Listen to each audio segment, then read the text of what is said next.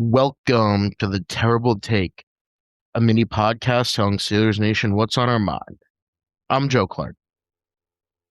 The Steelers are back in the playoffs, and they're meeting an opponent who is quite similar to them in a lot of ways stylistically in the Houston Texans. The Texans are built on the strength of their defense, and really, what they are now is what the hope for the Steelers defense has been this year. They have two elite edge rushers and a top foot secondary.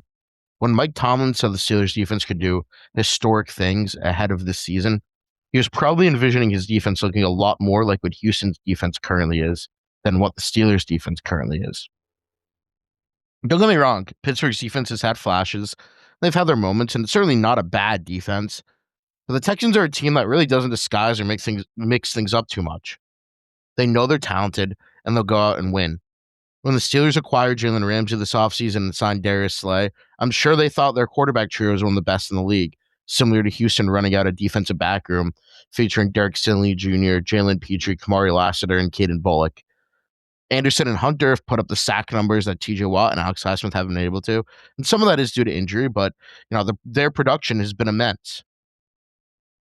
Ultimately, I think this Texans defense becomes too much for the Steelers to overcome on Monday, but it is admittedly a good matchup for the Steelers and probably their best chance at breaking their playoff win drought.